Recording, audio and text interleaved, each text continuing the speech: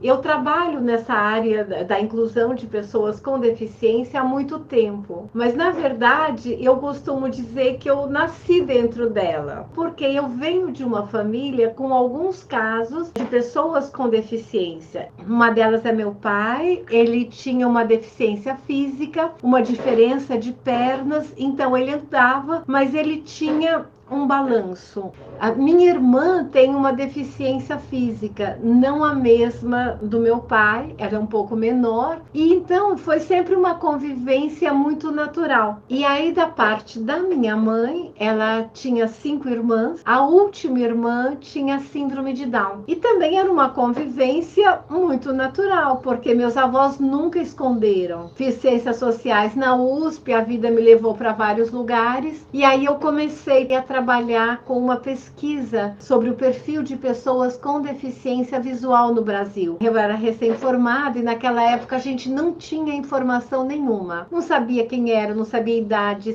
sexo, se trabalhar, enfim, nada. E eu criei uma rede de informações sobre esse tema. Ganhei uma bolsa e eu apresentei essa proposta para a Universidade de São Paulo. Isso era 1990. A internet estava chegando e a internet era limitada à área acadêmica. E aí eu comecei a trabalhar com a questão da informação e da comunicação, porque a ideia era fazer uma ponte. De um lado você tem a universidade que cria conhecimento e do outro lado você tem a sociedade que precisa de conhecimento. Esse projeto cresceu, eu fiquei 17 anos lá e ao longo desse tempo tudo mudou e mudou muito rápido. A internet ficou conhecida e as pessoas com deficiência que estavam à margem tiveram acesso ao que era de mais moderno. E muito rapidamente ficou claro que tinha 2 assuntos que eram essenciais: educação e trabalho. Se você não tiver acesso à educação e não tiver acesso ao trabalho, você não faz parte de uma sociedade produtiva. Você fica na margem. Eu acho que na educação o grande desafio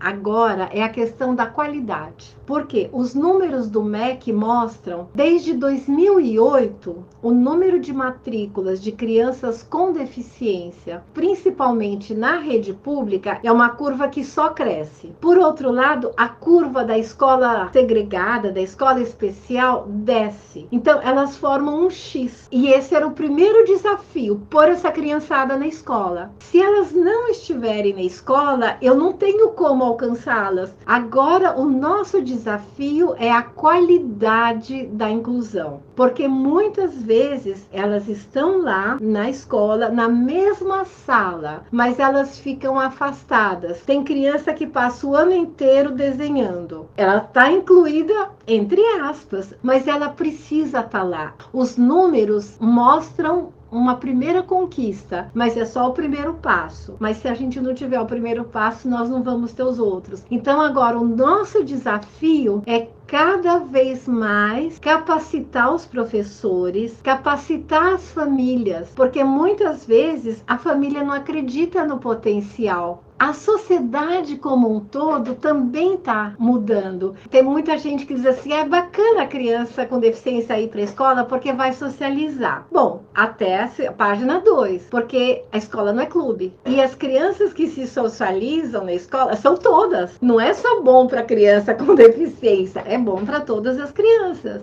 Agora, a escola é muito mais do que socialização.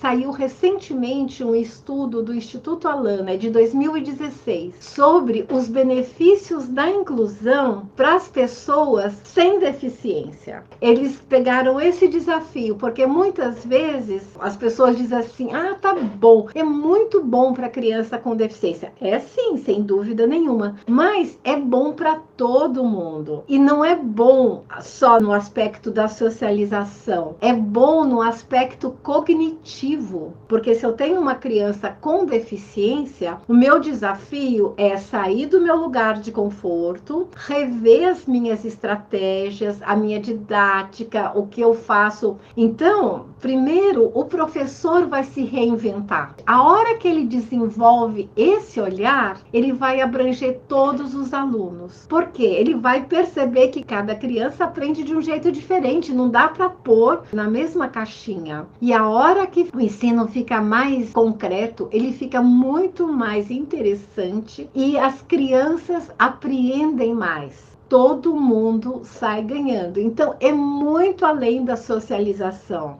A gente está falando de ganhos acadêmicos. A educação inclusiva é boa para todo mundo, muito além da tal da socialização.